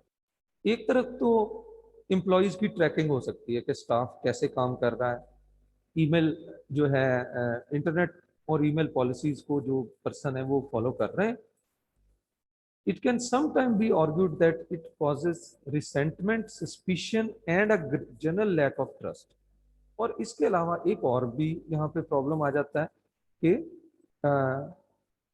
इससे दूसरी तरफ एक प्रॉब्लम भी आता है कि जो एम्प्लॉयज होते हैं ना जी, ठीक है, वो उनके अंदर जो है एक थोड़ा सा गमो गुस्सा और सस्पिशन कि ये हमारे डेटा को क्यों चेक कर रहे हैं, हमारे हर काम को क्यों चेक कर रहे हैं, और एम्प्लॉयज के दरमियान एक लैक ऑफ ट्रस्ट भी पैदा हो जाता है कि भाई हमारे जो कंपनी के ओनर्स हैं, जो स्टाफ है, उसके जहन में ये आ जाता है। तो ये थोड़ा सा एक जो साइकोलॉजिकल या एक इसका नेगेटिव इम्पैक्ट है। मतलब अगर किसी भी कंपनी में लोगों का बहुत ज्यादा डेटा लॉग किया जाएगा तो वो जो है ना, लोगों में एक थोड़ा सा एक लैक ऑफ जो ट्रस्ट है वो पैदा होता है। तो मैं एक छोटी सी बात बताता हूँ। एक बड़े सीनियर टीचर हैं, वो बहुत हो गए, अल्लाह ताला उनको जन्नतुल फिरदौस अता फरमाए। तो ये इसी पर्सपेक्टिव में मैं बताना चाह रहा हूँ कि वो एक हमारे पाकिस्तान की बड़ी एक मतलब एक अच्छी यूनिवर्सिटी, प्राइवेट सेक्टर की यूनिवर्सिटी है, वहाँ पे वो जॉब करते थे। तो उनके रूम्स में भी ना जो जो यूनिवर्सिटी का जो रूल था कि जो टीचर्स हैं, जो प्रोफेसर हैं, लेक्चरर हैं, उनके रूम्स में भी कैमरास लगे हों ताकि हम ये भी देख सकें कि ये रूम में भी क्या कर रहे हैं, जो टीचर्स का रूम है। तो अब उनको ये बात पसंद नहीं आई कि भाई बड़े बहुत ही रिस्पेक्टेबल, बड़े सीनियर टीचर और बहुत ही इंटेलिजेंट टीचर माशाल्लाह वो थे। तो उन्होंने सिर्फ इस वजह से जॉब छोड़ दी कि मतलब इतना ज्यादा हमारी जो है वो ट्रैकिंग की जा रही है कि हम पढ़ा के थोड़ी देर के लिए रूम में आके बैठते हैं तो वहां भी कैमरास जो है वो हमारी यूनिवर्सिटी जो है वो उन्होंने लगाए हुए हैं। तो बहरहाल ये उन्होंने इसको बहुत गलत समझा, तो उन्होंने रिजाइन दे दिया जॉब से। तो ये मुझे बड़ी अच्छी तरह बात पता है मुझे, इसलिए मैंने ये कि एम्प्लॉयज के अंदर ना ये थोड़ा सा एक, हालांकि जाहिरी तौर पर उन्हें कुछ नहीं होगा अगर उनको कोई वॉच भी करता रहे, लेकिन एक खुद पर्सनली इंसान फील कर रहा होता है कि ये मतलब ये कुछ इतना अच्छा नहीं है, या मेरे ऊपर बिल्कुल ट्रस्ट नहीं है जो मेरा इदारा है उसको। तो ये जरा इससे वो डीमोटिवेट हो जाता है, तो इस तरह के प्रॉब्लम्स भी आते हैं। ठीक है जी। However, लेकिन अब मसला ये है कि कंपनीज के लिए भी ये एक जरूरी चीज हो गई है। However, in today's increasingly litigious society, firms are increasingly duty bound to ensure they do everything possible to monitor and control their staff through maintaining a tight audit trail.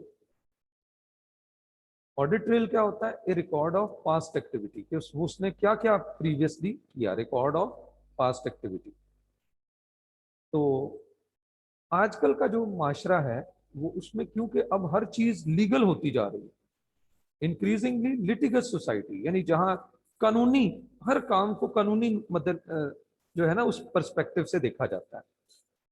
तो आजकल कंपनीज के लिए किसी एम्प्लॉय को अगर उन्होंने, मिसाल के तौर पर कोई एम्प्लॉय का पता चल गया कि ये इसने हमारे डाटा को लीक किया है, कुछ ऐसा प्रॉब्लम किया, अब कंपनी उसको निकाल देती है, लेकिन वो एम्प्लॉय कंपनी पे केस कर देता है कि इन्होंने जो है ना मुझे जो है वो निकाला, हालांकि वो वाकई गिल्टी है, लेकिन वो बंदा जो है वो केस कर देता है। मतलब तो कंपनी के पास अगर तो एविडेंस है मौजूद, उन्होंने उसकी को मॉनिटरिंग वगैरह की हुई है, तो फिर वो एविडेंस के तौर पर वो बता सकते हैं कि ये देखें नहीं, इसने ये देखें इस वक्त इस बंदे को डाटा बाकायदा कॉपी करके दिया हमारे कंपनी के कंप्यूटर से, तो और हमारे पास इसका रिकॉर्ड भी मौजूद है। तो फिर इस तरह के जगह पे वो उन्हें फायदा देता है। वही ऑडिट ट्रेल के ऑडिट हो रहा है उस चीज का, उसके वो उन्हें पार्ट्स एक्टिविटी की इंफॉर्मेशन कंपनी के पास मौजूद है। This could be refer to in a legal defence. ये देखे ना, कंपनी इसको लीगल डिफेंस के तौर पर यूज कर सकती है। Disputing the terms of client order, कभी भी कोई किसी जगह पे डिस्प्यूट पैदा हो जाता है किसी, तो उस केस में कंपनी उसको यूज कर सकती है। Might be useful in diagnostic, लेकिन दूसरी तरफ किसी चीज को डायग्नोज करने के लिए भी हो सकता है कि कोई प्रॉब्लम आया कंपनी के अंदर, तो ऑडिट ट्रेल से पता चल गया ओहो यहाँ पे गलत एंट्री हो गई थी, वो किसी ने जानबूझ के नहीं की थी, गलत एंट्री हो गई थी, क्योंकि उसकी ऑडिट ट्रेल मौजूद है, लॉग मौजूद है कि पहले ये डाटा एंटर किया गया था, इससे पहले ये था, इससे पहले ये था, इससे पहले ये था, और ये इस तरह से जो है डायग्नोज हो गया, फाइंड करने के लिए, ठीक है जी, तलाश करने के लिए कि ये प्रॉब्लम क्यों पैदा हुई, इसका रीजन क्या है, तो इस तरह के लिए भी यहाँ पे हेल्पफुल ये हो सकता है। ठीक है जी। Logs are typically either event oriented और की स्ट्रोक ओरिएंटेड। कभी कभी तो इवेंट ओरिएंटेड होते हैं, ये जरा थोड़ा लीनियंट लॉग होते हैं, यानी हिस्ट्री मेंटेनिंग का जो अमल होता है। इवेंट ओरिएंटेड ये है कि सुहेल तारिक कब कंप्यूटर पे लॉग इन हुआ, कौन सी फाइल इसने ओपन की और किस टाइम पे क्लोज कर दी, ये इवेंट ओरिएंटेड है। लेकिन अगर ज्यादा डिटेल लॉगिंग करनी हो तो फिर क्या होती है, फिर की स्ट्रोक रिकॉर्डिंग तक जाके उसमें यह कि ये फाइल ओपन करके इसने टाइप क्या किया, कौन सा डेटा डिलीट किया, कौन सा नया डेटा ऐड किया, बटन कीबोर्ड से कौन कौन से प्रेस किए। ये अगर बहुत एक्सटेंसिव किस्म का लॉग रखना हो तो वहां पे जो है वो की स्ट्रोक रिकॉर्डिंग तक भी जो है वो लॉगिंग की जाती है। Example of important information that could be recorded in a typical office environment whiles the user is logged in. ये हम नीचे कुछ चीजें बताई हैं कि आमतौर पर लोगों का कौन कौन सा डेटा रिकॉर्ड किया जाता है, ये जरा गौर से आप समझें। इंटरनेट साइट विजिटेड, जो कंपनी में लोग काम कर रहे होते हैं तो उनका लॉग खुद नहीं, कोई बंदा नहीं कर रहा होता, बस वो एक सॉफ्टवेयर ही होता है जिसको ये कह दिया जाता है कि तुमने ये चीजें अब लॉग करनी है, रिकॉर्ड करनी। इंटरनेट साइट विजिटेड, कि उसने कौन कौन सी वेबसाइटें विजिट की। Log in and log out time, कितनी देर वो लॉग इन रहा और कब लॉग आउट हुआ, उसका टाइम कितना था, यानी लॉग इन कब हुआ, लॉग आउट।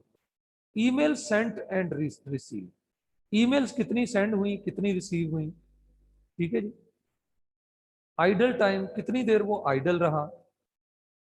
ठीक है जी। आइडल का मतलब है कि उसने लॉग इन तो कर लिया लेकिन लॉग इन करने के बाद काम ही नहीं किया कुछ और कंप्यूटर आइडल रहा, तो ये देखना। Which files and programs have been accessed, इस बंदे ने कौन कौन सी फाइलें और कौन कौन से प्रोग्राम जो है उनको एक्सेस किया। ठीक है।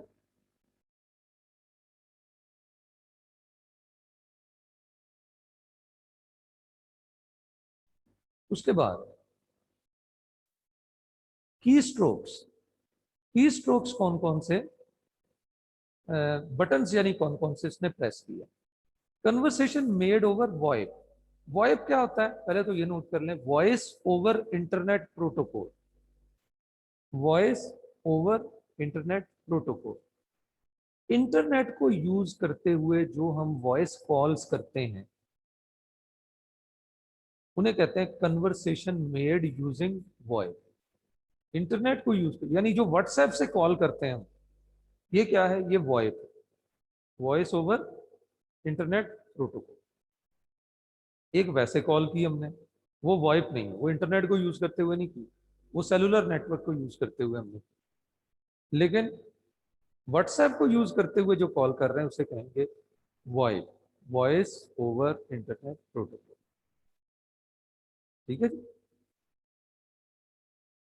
Number of log in attempts and entries of an incorrect password, इसके अलावा ये देखा जाता है, अच्छा वो ऊपर वाले पॉइंट में ये कि ये भी रिकॉर्ड किया जाता है कि इस बंदे ने कब कब कंपनी के इंटरनेट को यूज करते हुए कॉलें की, किससे कॉल की, कितने मिनट की कॉल की। तो ये भी इंफॉर्मेशन रखी जाती है logging off user data. Number of log in attempts and entries of an incorrect password, इसके अलावा कितनी दफा इसने लॉग इन अटेम्प्ट किया। ठीक है जी, क्लियर। और आमतौर पर जो किसी एक कंप्यूटर से बार बार बंदा कोई रॉन्ग पासवर्ड दे रहा है ना, तो इस ये चांस है कि वो असल यूजर नहीं है और ये कोई और यूजर है जो कि इस कंप्यूटर के डेटा को एक्सेस करने की कोशिश कर रहा है। तो मतलब चांस होता है यहाँ पे, क्योंकि अगर असल यूजर होता तो वो एक दफा उससे गलती हो जाएगी, दो दफा हो जाएगी। ठीक है जी। अब इससे भी ज्यादा अगर वो गलती कर रहा है, इसका मतलब है कि कोई और बंदा है जो उसका पासवर्ड, मतलब उसको कुछ थोड़ा पता चल गया और वो ट्राई कर रहा है, हिट एंड ट्राई कर रहा है। ठीक है जी। उसके बाद नेक्स्ट है जी नंबर ऑफ लॉग, ये हो गया, ठीक है।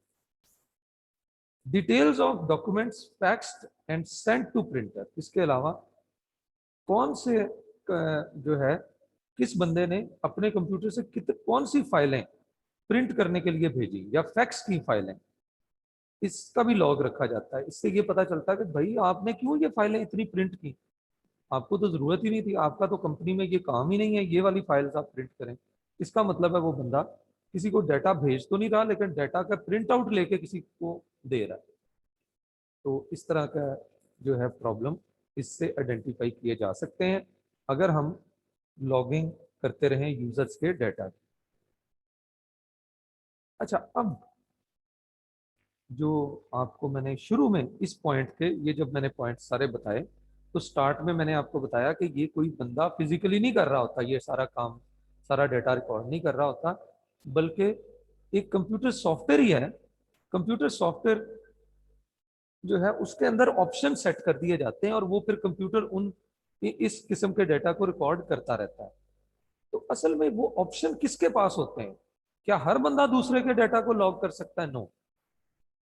जो कंपनीज जहाँ पे बड़े आईटी सेंटर्स, कंप्यूटिंग एनवायरनमेंट जहाँ पे होता है, इंफॉर्मेशन सिस्टम्स होते हैं बिजनेस कंपनीज के, वहाँ पे एक पर्सन है जो आमतौर पर सारे नेटवर्क को, सारे सिस्टम को कंट्रोल कर रहा होता है, और उस पर्सन को कहते हैं उस पर्सन को कहेंगे नेटवर्क एडमिनिस्ट्रेटर या सिस्टम एडमिनिस्ट्रेटर, उसे बोलते हैं नेटवर्क एडमिनिस्ट्रेटर और सिस्टम एडमिनिस्ट्रेटर। और उस बंदे के पास जो अकाउंट होता है उसे कहते हैं विंडोज एडमिनिस्ट्रेटर अकाउंट।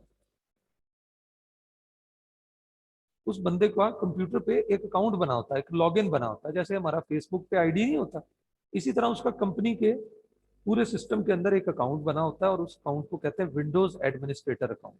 दोबारा से समझ लें, कंपनी के तमाम कंप्यूटर्स को जो मैनेज कर रहा होता बंदा उसे कहते हैं नेटवर्क एडमिनिस्ट्रेटर, और उसके पास एक स्पेशल अकाउंट होता है, उस अकाउंट को कहते हैं विंडोज एडमिनिस्ट्रेटर अकाउंट। जिसके पास विंडोज एडमिनिस्ट्रेटर अकाउंट होता है वो हमारे एप्लीकेशन इवेंट्स को भी रिकॉर्ड कर सकता है, लॉग कर सकता है। एप्लीकेशन इवेंट्स क्या होते हैं? एप्लीकेशन प्रोग्राम, याद है ना, एप्लीकेशन सॉफ्टवेयर। तो जिसके पास विंडोज अकाउंट होता है वो हमारे जो एप्लीकेशन इवेंट्स को भी रिकॉर्ड कर सकता है कि कौन कौन सा बंदा कौन से सॉफ्टवेयर को एक्सेस कर रहा है, क्या डाटा एंटर कर रहा है, कब क्लोज कर रहा है सॉफ्टवेयर को। तो एप्लीकेशन इवेंट्स को वो रिकॉर्ड कर सकता है। सिक्योरिटी रिलेटेड इवेंट, इसके अलावा वो सिक्योरिटी रिलेटेड इवेंट्स को भी रिकॉर्ड कर सकता है। ठीक है जी, सिक्योरिटी रिलेटेड कोई पासवर्ड एंटर करना सिक्योरिटी रिलेटेड इवेंट ही है ना। सेटअप इवेंट, सेटअप करना क्या होता है? सॉफ्टवेयर इंस्टॉल करने के अमल को या कोई नई डिवाइस कंप्यूटर में लगाने के अमल को क्या कहते हैं? सेटअप। सेटअप कर रहा है, ये सॉफ्टवेयर सेटअप कर रहा है, ये हार्डवेयर कंप्यूटर के अंदर इंस्टॉल कर रहा है, तो इस अमल को कहते हैं सेटअप। और सेटअप इवेंट का भी रिकॉर्ड ये विंडोज एडमिनिस्ट्रेटर अकाउंट जो है वो रख सकता है। सिस्टम इवेंट, ओवरऑल हमारे सिस्टम के अंदर कोई तब्दीली आती, कोई नया कंप्यूटर ऐड किया जा रहा है, इस तरह की चीजें, इन्हें सिस्टम इवेंट बोलते हैं। तो सिस्टम इवेंट भी, उसको भी ये विंडोज एडमिनिस्ट्रेटर अकाउंट जो है उसको रिकॉर्ड कर सकता है। फॉरवर्डेड इवेंट, अच्छा फॉरवर्डेड इवेंट ये होते हैं, मिसाल के तौर पर मैंने अपने कंप्यूटर को एक कमांड दी कि डाटा प्रिंट कर दो। अब मेरे कंप्यूटर के अंदर प्रिंटर ही नहीं है, लेकिन मेरा कंप्यूटर किसी सर्वर के साथ अटैच है, जिस सर्वर में प्रिंटर लगा हुआ है। याद है ना, प्रिंट सर्वर आपको पढ़ाया था पहले चैप्टर में, टॉपिक पढ़ाया था, फाइल सर्वर, प्रिंट सर्वर। तो मेरा कंप्यूटर क्या करता है, मैंने तो उसको कमांड दी अपने कंप्यूटर को कि ये डाटा प्रिंट कर दो। कंप्यूटर आगे इस इवेंट को क्या कर देगा, फॉरवर्ड कर देगा, आगे मेरी इस कमांड को फॉरवर्ड कर देगा किस तक, वो सर्वर कंप्यूटर तक, और सर्वर कंप्यूटर इस फाइल को प्रिंट कर देगा। इस तरह के इवेंट्स को कहते हैं फॉरवर्डेड इवेंट। तो इनका भी रिकॉर्ड रख सकता है कौन सा अकाउंट, कौन सा बंदा, उस बंदे को कहेंगे नेटवर्क एडमिनिस्ट्रेटर या सिस्टम एडमिनिस्ट्रेटर या आईटी एडमिनिस्ट्रेटर कह सकते हैं इसको। और उसके पास एक स्पेशल अकाउंट होता है जिसको विंडोज एडमिनिस्ट्रेटर अकाउंट कहते हैं, वो उस अकाउंट को यूज करते हुए ये इस तरह के इवेंट्स का डाटा रिकॉर्ड कर सकते हैं। ठीक है जी। आगे चलें जी। यहां तक कोई क्वेश्चन पूछना चाहते हैं पूछें, बस फिर लास्ट टॉपिक ये देखेंगे और आज का लेक्चर खत्म करेंगे जी। Any question till now? अभी तक कोई प्रॉब्लम, कोई बात पूछना चाहते हो?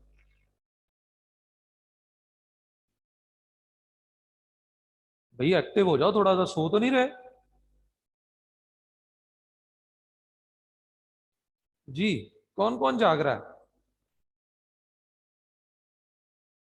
भाई रोजा तो नहीं लग रहा? तलहा जाग रहा है, सही है। तलहा जाग रहा है, अच्छा। तो अली हमजा नहीं जाग रहा? सर क्वेश्चन तो कोई नहीं, बस बता रहा था जाग रहा हूँ। हाँ बस ठीक है, ठीक है। ठीक है। अच्छा, अली हमजा नहीं जाग रहा? अली हमजा नहीं, अली हमजा ने हैंड रेज किया मतलब। अच्छा, और कौन है? वो यार जाग जाओ भाई, थोड़ा सा कंसंट्रेट करें बेटा, ठीक है जी। अच्छा अब चलो, तकरीबन सारे ही जाग रहे हैं, तो अब क्वेश्चन किसी के माइंड में हो, अब हैंड डाउन कर लें, जिसने क्वेश्चन पूछना है वो पूछे। सफीना जी बेटा। सर बस ये बताना था कि जाग रहे हैं। अच्छा अच्छा ठीक है, चलो ये तो मुझे पता चल गया। अभी कोई क्वेश्चन किसी ने पूछना हो आज के लेक्चर में अभी तक? क्योंकि क्वेश्चन तो होता है, कोई ना कोई तो माइंड में आता है क्वेश्चन। तलहा काशिफ, ठीक है तलहा, ओके हो गया। चलो जी, आगे चलते हैं। समरा जी। जी बेटा। अस्सलाम वालेकुम सर। वालेकुम सलाम। सर ये विंडो एडमिनिस्ट्रेटर का बता दें दोबारा। अच्छा देखो बेटा, ऐसे है कि नेटवर्क एडमिनिस्ट्रेटर, पहले मैंने बताया एक बंदे को कहेंगे नेट, यानी ये बड़ी अहम जॉब होती है किसी भी कंपनी में।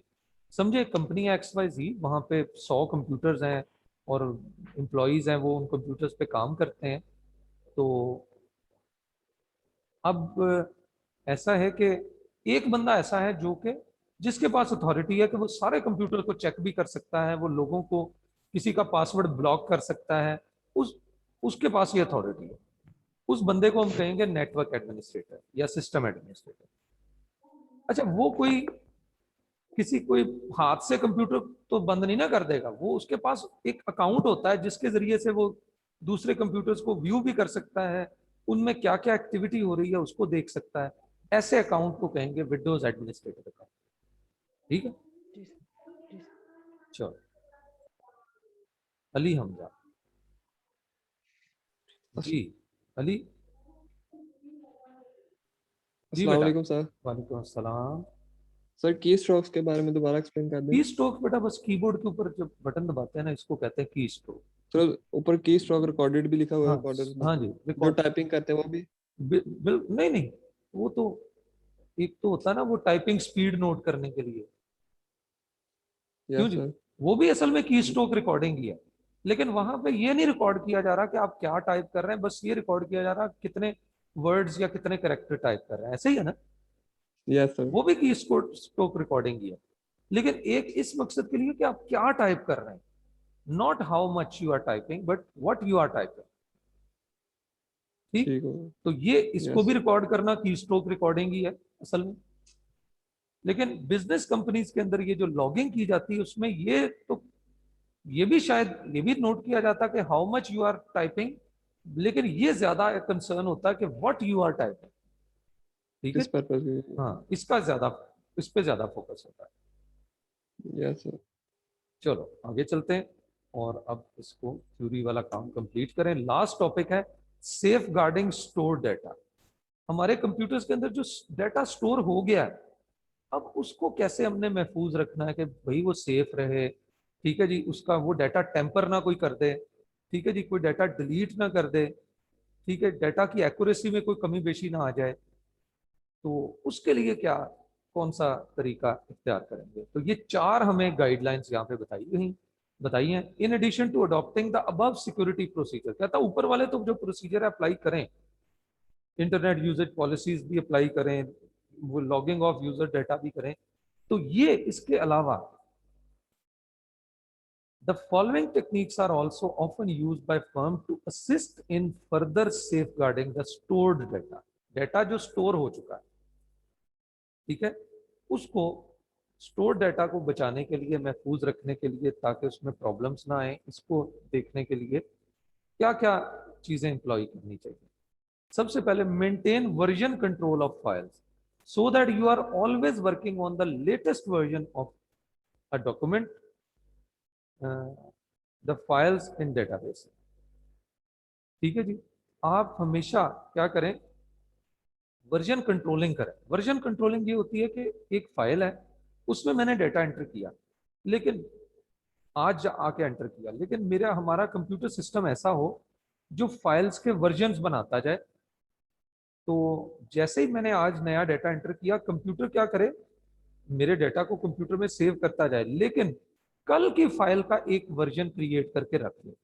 उसका फायदा क्या होगा कि अगर मेरे आज के डेटा में कोई मैंने गलती कर ली, तो मैं कंप्यूटर, मुझे वाकई पता चल गया कि हाँ यार ये तो मैंने बहुत सारा डेटा गलत एंटर कर दिया, तो मैं दोबारा कल शाम वाली सिचुएशन पे जाना चाहता हूँ। मैं कहता हूँ मुझे पुराना वर्जन जरा मिल जाए फाइल का, तो पुराने वर्जन पर जाऊंगा, तो मुझे साथ ही जो है वो करेक्ट डेटा मिल जाएगा, उसमें मैं जो गलतियां की थी उनको ठीक करके दोबारा एंटर कर दूंगा। इस तरह हमारा ओवरऑल डेटा जो है वो महफूज रहे। This is particularly important when document that requires editorial input or with database file with multiple users।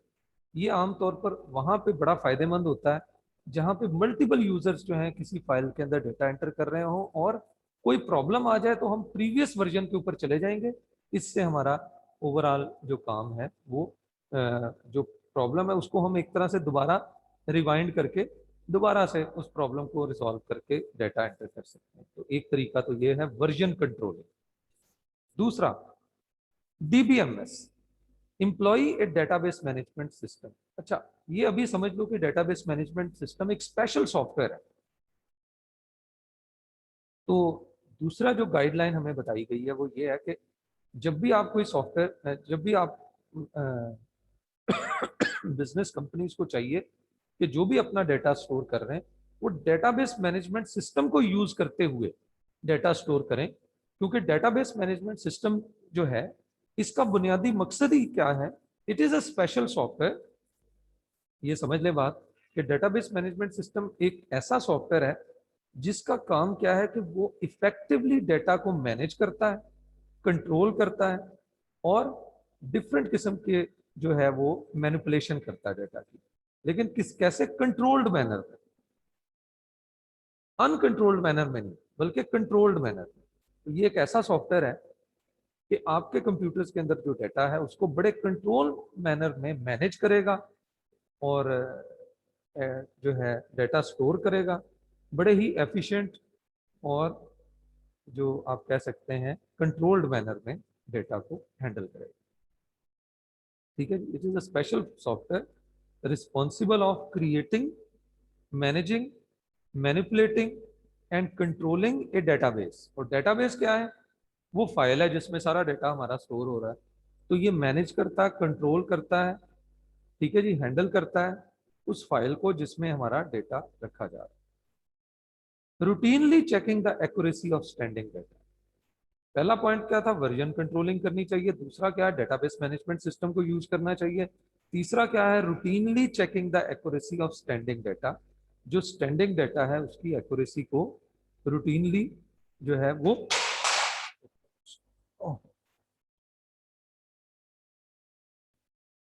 उसकी एक्यूरेसी को भी चेक करते रहना चाहिए। लेकिन हमें तो पता ही नहीं स्टैंडिंग डेटा क्या होता है, तो मैं थोड़ा सा आपको समझाता हूँ।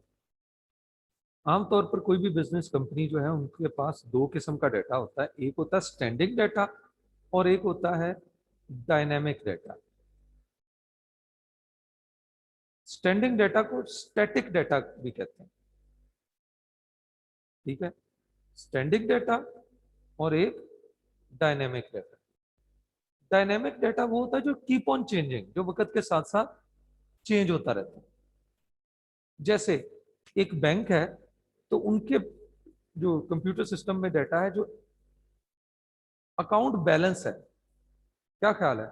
वो तो चेंज होता रहेगा ना, जैसे ही पैसे जमा करवाएंगे, पैसे निकलवाएंगे, अकाउंट बैलेंस चेंज होता जाएगा। लेकिन account number, account holder name, ये तो चेंज नहीं होगा। इसे कहते हैं standing data. Account holder name वगैरह जो है ये क्या है? ये स्टैंडिंग डेटा है। Routinely checking the accuracy of standing data. Standing data की एक्यूरेसी को रूटीनली चेक करते रहना चाहिए। अगर किसी ने जाके आपके स्टैंडिंग डेटा को ही चेंज कर दिया तो ओवरऑल बड़ा प्रॉब्लम। अक्सर हैकर क्या करते हैं, जाके ये जो स्टैंडिंग डाटा होता है उसको टेम्पर करने की कोशिश करते हैं और फिर बैंक अकाउंट्स को मिस यूज करते हैं, इस तरह के प्रॉब्लम क्रिएट करते हैं। ठीक है जी। लास्ट पॉइंट है avoid data duplication with stored data, as this can lead to inconsistency in master file and loss of integrity of client. Integrity क्या है? Trueness of data. Loss of integrity क्या है? कि डेटा की trueness में problem आ गया। अक्सर आपने देखा ऑफ क्लाइंट, कस्टमर या एम्प्लॉय डेटा, मतलब क्लाइंट का डेटा है, कस्टमर का, एम्प्लॉय का है, अगर हम उसकी इंटीग्रिटी को बरकरार नहीं रखेंगे तो एम्प्लॉय है, कस्टमर है, उसका हमारे डेटा पे जो ट्रस्ट है वो खत्म हो जाएगा। तो क्यों खत्म होगा? वो पहली बात है अवॉइड डेटा डुप्लीकेशन। अक्सर क्या होता है, हम कोई इंटरनेट से कोई चीज परचेज कर रहे हो या कोई इवन इंटरनेट पे कोई अकाउंट ही बना रहे हैं, तो हमने अपना डेटा दिया, डेटा देने के बाद ओके का या सबमिट का बटन दबाया, और सबमिट का बटन दबा के अगर हमें 1-2 सेकंड में कोई रिप्लाई नहीं ना आता, 2-3-4 सेकंड में, तो हम वो बटन दोबारा दबा देते हैं। हमें लगता है कि शायद हमने बटन ही नहीं प्रेस किया, हम थोड़ा सब्र नहीं करते। अक्सर इस तरह का जो बिजनेस कंपनीज के अंदर जो लोग काम कर रहे होते हैं, एक बंदा है उसने एंट्री की कि ये हमसे किसी ने चीज परचेज की या परचेज ऑर्डर है वो डाला, एंटर किया। अभी होना तो वाकई चाहिए था कि कंप्यूटर जल्दी से उसको प्रोसेस करके रिस्पॉन्स दे दे। अब रिस्पॉन्स चंद सेकंड नहीं आया तो उसने वही बटन दोबारा दबा दिया। हुआ क्या? अब वो दो, कंप्यूटर ने असल में उसको फिर एक रिकॉर्ड नहीं समझा, बल्कि कंप्यूटर ने उसकी 2 एंट्रीज कर दी। तो इससे क्या होगा? डेटा डुप्लीकेशन हो जाएगी। तो वो जहां जो ऑर्डर एक जाना था, परचेज ऑर्डर रिकॉर्ड होना था, कंप्यूटर ने उसका एक की बजाय कितने रिकॉर्ड कर दिए? 2 रिकॉर्ड कर दिए। हमें किसी प्रोडक्ट के परचेज ऑर्डर में 100 पीस चाहिए थे, लेकिन जब उसके 2 ऑर्डर चले गए तो वो 100 की बजाय अब 200 पीसेस का ऑर्डर चला गया। फॉलो कर रहे हैं बात को? तो इस तरह से ये जो है डुप्लीकेशन से, डेटा डुप्लीकेशन से जो ओवरऑल जो इनकंसिस्टेंसी होता है मुस्तकिल मिजाजी, और कंसिस्टेंसी यही है कि डेटा जो है वो असल सिचुएशन को रिप्रेजेंट नहीं कर रहा, उसके साथ अलाइंड नहीं है।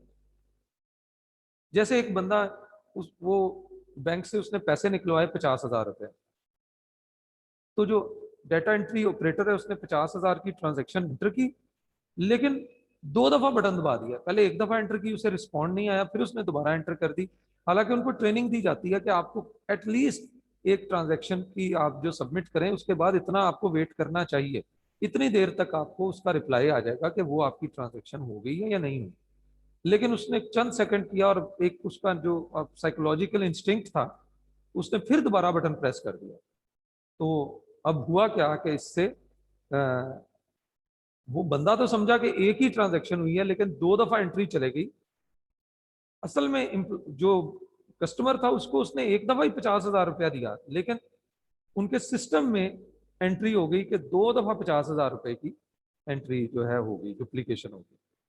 तो इस तरह से वो जाहिर सी बात है, जिस बंदे का अकाउंट है वो तो डिस्टर्ब होगा ना कि मैंने तो 50,000 रुपए निकलवाए हैं और यहाँ 2 एंट्रीज हो गई। वो जाहिर सी बात है कंपनी को कहेगा, बैंक को कहेगा, एप्लीकेशन देगा, और ओवरऑल उसका एक बैंक के ऊपर वो ट्रस्ट जो है उस इदारे के ऊपर वो खराब होगा। तो ये भी एक जो है स्टोर्ड डाटा को ये भी चीज डिस्टर्ब करती है अगर डुप्लीकेटेड डेटा जो है वो एंटर हो जाए। तो इस तरह की प्रॉब्लम्स को भी जो है वो अवॉइड करना चाहिए। तो वर्जन कंट्रोलिंग करनी चाहिए, डेटाबेस मैनेजमेंट सिस्टम्स को यूज करना चाहिए, जो स्टैंडिंग डाटा है उसकी एक्यूरेसी को वक्तन फक्तन चेक करते रहना चाहिए, और डुप्लीकेशन को जो है अवॉइड करना चाहिए। तो डाटा डुप्लीकेशन में लें जी, हमारा थ्योरी का कोर्स हो गया है कंप्लीट, थ्योरी वाला हमारा काम कंप्लीट हो गया है। और कल से, सॉरी बल्कि मंडे से इंशाल्लाह प्रैक्टिकल शुरू करेंगे। अभी हमारा ये तीसरे चैप्टर का थोड़ा सा है कोर्स, इसको मंडे को ख़त्म करेंगे और तीसरे चैप्टर का रिव्यू करेंगे मंडे को इंशाल्लाह, और फिर जो है चैप्टर नंबर 2 शुरू करेंगे। ठीक है, लें जी, अभी मैं 5 मिनट आप लोगों के क्वेश्चन ले लेता हूँ। जी आयशा, जी बेटा। ये सेटअप इवेंट्स के बारे में बता दें। सेटअप इवेंट होता है, देखिए मैंने आपको बताया था कि कंप्यूटर में कोई सॉफ्टवेयर इंस्टॉल करना हो, इस अमल को कहते हैं सेटअप इवेंट। अक्सर आपने देखा होगा कि अगर कोई कंप्यूटर पे आप सॉफ्टवेयर कोई गेम इंस्टॉल कर रहे हैं ना, तो उसमें जो इंस्टॉल करने लगे हैं उसमें फाइल होती है सेटअप नाम की, उसको दबाते हैं तो तब वो इंस्टॉल होती है। अक्सर ऐसा होता है, नॉट इन ऑल केसेस, लेकिन अक्सर सॉफ्टवेयर को इंस्टॉल करने के लिए फाइल होती है, उसका नाम भी सेटअप फाइल होता है। तो सेटअप करना, सेटअप इवेंट क्या है? किसी कंप्यूटर में कोई नई फाइल इंस्टॉल करने के अमल को कह देते हैं, कि कोई नया सॉफ्टवेयर इंस्टॉल करने के अमल को कह देते हैं सेटअप। जी, एनी अदर और क्वेश्चन? सर यहाँ पे है ना सेफगार्डिंग स्टोर डाटा, इसमें जो फर्स्ट पॉइंट में लिखा हुआ this particularly important documents that require editorial input हाँ जी, फ्रॉम मल्टीपल वो यूजर्स। डॉक्यूमेंट इसका इनके समझ जिसके नहीं आ अंदर रहा। एडिटोरियल देखिए वहां वर्ड लिखा हुआ है कि दैट रिक्वायर एडिटोरियल इनपुट, मेरा ख्याल इस तरह का होगा कुछ, हाँ एडिटोरियल इनपुट, यानी Yes. जिस ऐसा एडिटोरियल इनपुट, ऐसी फाइल जिसके अंदर वक्तन फक्तन जो है नई इनपुट ऐड होती रहती है। ठीक है जी, Okay, उसका sir. लॉग रखते रहना चाहिए ताकि क्या क्या चीज हो रही है, और उसका वर्जन बनाते जाने चाहिए। वो डेली बेसिस पे भी नया वर्जन क्रिएट किया जा सकता है, वीकली बेसिस पे भी किया जा सकता है, मंथली बेसिस पे। ठीक है,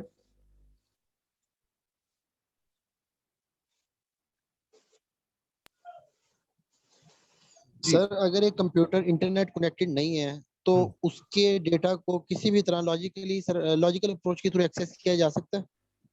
इंटरनेट से कनेक्टेड नहीं है, लेकिन कंपनी के अपने कंप्यूटर्स के साथ वो कनेक्टेड है, तो किया जा सकता है।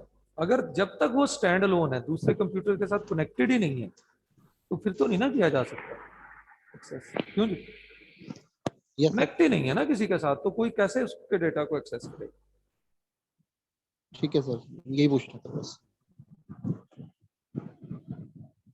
फिर यही है कि फिजिकली कोई उसको एक्सेस करे, वहां तक पहुंच के फिजिकली एक्सेस करके उसके डेटा को ले सकता है, लेकिन वो जो है कि किसी दूसरे कंप्यूटर पर बैठ के उसके डेटा को नहीं एक्सेस कर सकेगा जब तक कि वो कनेक्टेड नहीं हो किसी के। जी,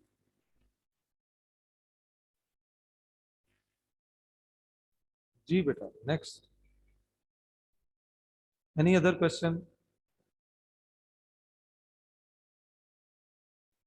चलो जी, मेरा ख्याल है फिर आज का ये समझ आ गया। थ्योरी की अब अच्छी तरह से तैयारी करनी है। ठीक है, मंडे को मैं इंशाल्लाह चैप्टर नंबर 3 भी कंप्लीट करवा दूंगा, और फिर ट्यूसडे को थोड़ा सा आपका जो है वो क्वेश्चन आंसर फिर आप लोगों से भी पूछूंगा इंशाल्लाह।